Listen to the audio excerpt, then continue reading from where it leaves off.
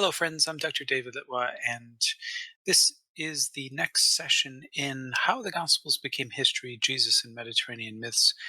I thank you so much for traveling with me in this series. Today, we are almost finished. We're going to be dealing with one of my favorite chapters. We have officially reached chapter 14, which is Ascent to Heaven.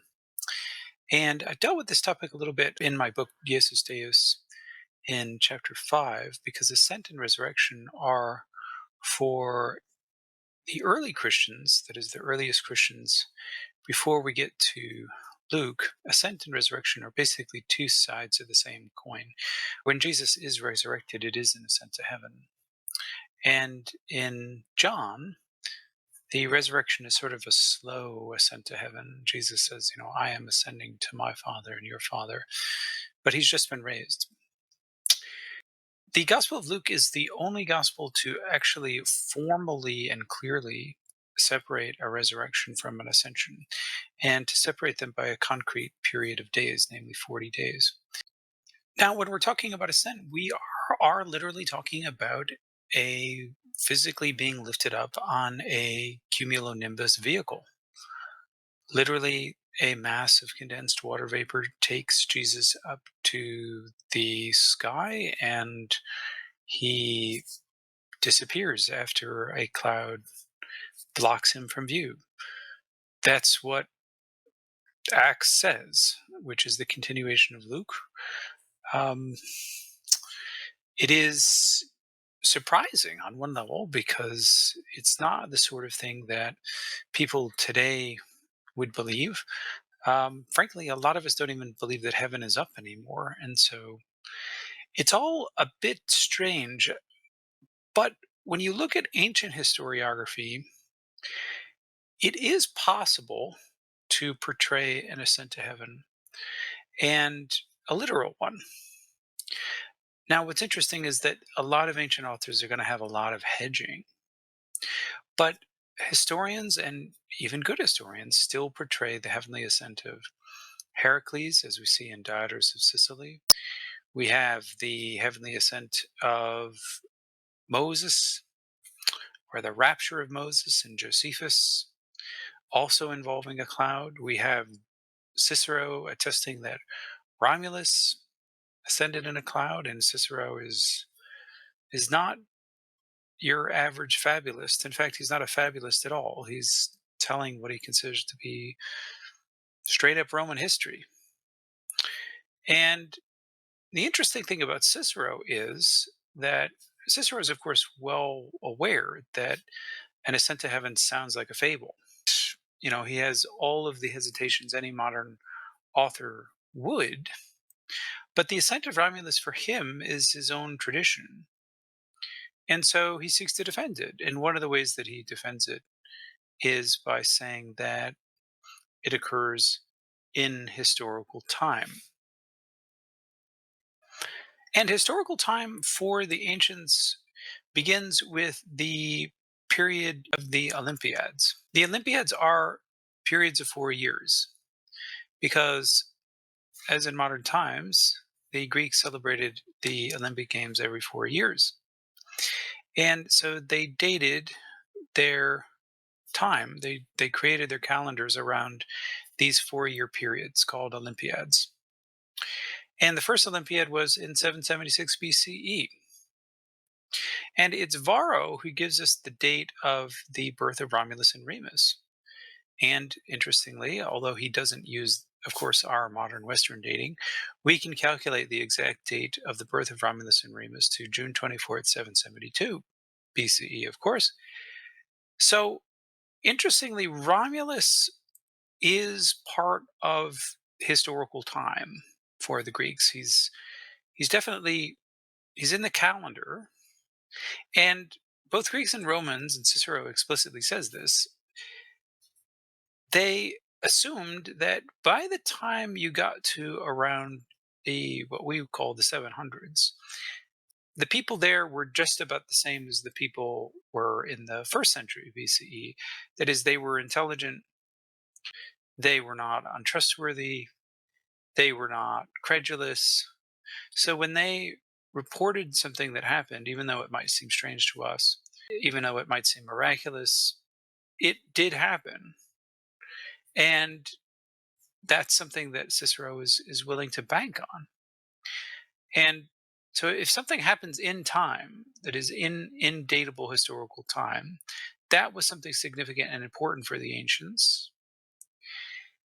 Keep in mind also that they all believe that the Trojan War really happened, right? So when we get into really sort of mythic time, that's the stuff that happens before the Trojan War. But the Trojan War is also considered historical, and that happens 400 years before we get the first Olympiad. So Greeks and Romans, again, they when you have a datable event, they're willing to give it some credence because they don't consider the stories told in that period to be utterly false. They might consider them to be sensationalized or mythicized, but Romans really did believe that Romulus and Remus existed. They really did believe that they were their founders. And I would venture to say that as much as Americans believe in George Washington, the ancient Romans believed in Romulus. Whereas for modern people, people like Romulus have passed into myth.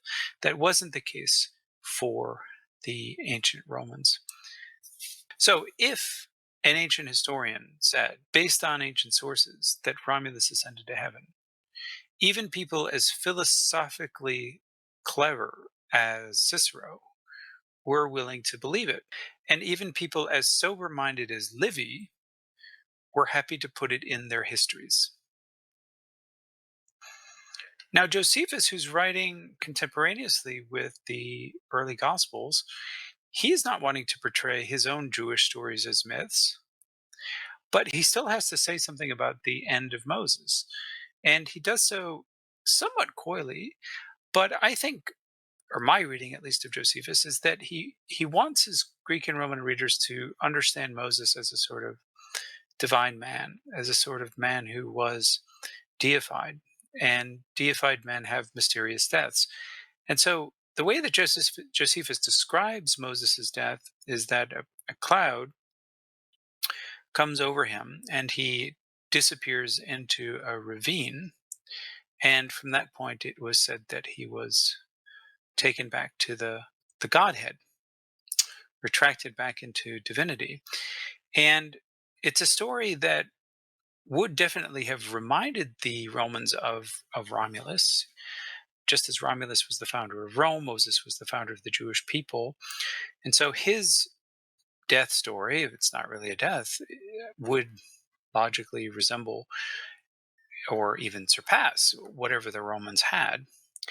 So it's interesting that even in the late first century CE now, 150 years after Cicero, Josephus is still portraying Moses's ascent through a cloud or disappearance through a cloud as something that happened in history. And for Josephus, Moses is even older than Romulus, but it's still something that he wants to present as history, and it's something that he puts in his antiquities. And his antiquities are written for this fairly broad Greco-Roman audience.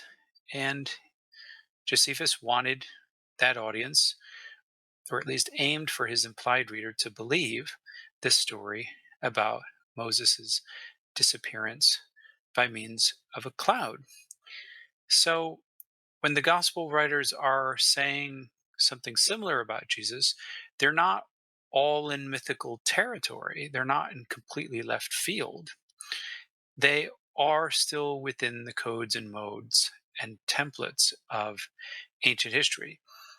It is it does have a weirdness coefficient, and it did have a weirdness coefficient for the ancients. But that didn't mean that for the ancients, they couldn't believe that it was true. And it didn't mean that it couldn't end up in a historiography. Now, we'll talk more about this in the next chapter, but One of the ways you can shore up the reliability of your supposedly historical account, even if what you're relating is fantastical, is to bring in witnesses inside the story itself. And in the case of Romulus, this is exactly what happens. A man by the name of Proculus Julius is brought in as a someone who testifies to the ascent of Romulus, and he swears before the august body of the Senate that he saw Romulus ascend to heaven. Okay, so there's one witness. Now, what the gospel writers do, or I should say, the gospel writer called Luke today, what he does is something similar, but he multiplies the witnesses. So he's got this fantastical event, Jesus ascending and disappearing in a cloud, but he's got 11 guys who see it, not just one. And I think this is a creative move that it's not utterly in fantasy land. I mean, this is sort of like magical realism, but it's not utter fantasy. And it's not utter fantasy because real human beings with real questions are seeing this in real time. Now, of course, you know, we could ask, I think quite logically, that if in the middle of the day, 11 guys saw Jesus ascend to heaven from the Mount of Olives, well, then half of Jerusalem should have seen the same thing. If you know anything about Jerusalem, the Mount of Olives is not that far away, and you can just sort of look up in the sky. It is the case, of course, that nobody else saw Jesus's ascent, and that's probably not surprising. But the basic point here is that in the story itself, Luke at least has 11 men who are willing to testify that they saw Jesus ascend. So it's a fantastical event, but it has backing from eyewitnesses. And this is the way that you can shore up your tale, your fantastical tale, and bring it, sort of mold it into the texture of history, give it a sort of realism and a reality effect that then can be believed by those who wish to believe it, or perhaps need to. And this brings up our final point, that it's believers who are invested in the stories of their founders and their heroes who need to believe that these fantastical things happen to their heroes. Or, I should say, they want to believe it. You can convince them. And, in Luke, you have that famous saying, nothing is impossible with God. And, that can be sort of glib, but very sophisticated people sometimes say the same thing. And when you're invested in your own tradition, you do find yourself willing to believe some things that, you might not if you weren't invested in it. So even Iamblichus, the divine Iamblichus, who is a religious soul and believes fervently in Pythagoras, he is wanting to believe the miracles of Pythagoras. He knows that not everyone is going to accept them, but he quotes what he takes to be a Pythagorean poem, and it's a lovely one. I quote a section of it here. We must expect all things, since nothing is beyond expectation. All things are easy for God to fulfill. Remember that in ancient historiography, they're all interventionists. They all believe, or virtually all of them believe, in God or gods, and that God or gods can intervene in the course of human history. That's not a presupposition today, but it was in antiquity. So in the end, frankly, believing historians sometimes threw up their hands and said, basically, you're not going to believe this, but you should, because with God, all things are easy. And that's just what happens sometimes. Gods or divine powers intervene, and that intervention can be imprinted in the pages of historiography. And that is what we find in the Gospels. They are meant to be believed, they are written to be believed. Everything is written to be believed. And everything is written, to quote John, that you believe in Jesus. The whole 9 yards of it. Miraculous and unmiraculous. All of it is there. for you to believe that it happened. But did it happen? This is the perennial question, and it can't be pushed aside with a mere shrug. It's an important question. It's not banal at all. And we'll come back to this question when I discuss the conclusion of how the Gospels became history. For now, I just want to give all of you the full bibliographical information. I'll throw my Amazon page in the description. I hope that all of you can check out the full book, because what you're getting here is just a tiny taste and a very clipped summary. So I'm hoping that you'll even be able to use these videos while you're reading the book, maybe as a motivation to read the book, who knows? But here's the information in case you want to follow up with my notes and references and fuller descriptions. For now, just allow me to thank everybody for stopping by, giving this a listen. I've deliberately made this short so that it doesn't overwhelm you or get in the way of your busy day. I know everybody's busy these days, and I really thank you for listening and for learning with me. I hope you'll consider, if you benefited in any way, supporting me on Patreon or in whatever way you can. I want to really express appreciation and encouragement to all of you who want to go deeper in your study of Jesus and the Gospels.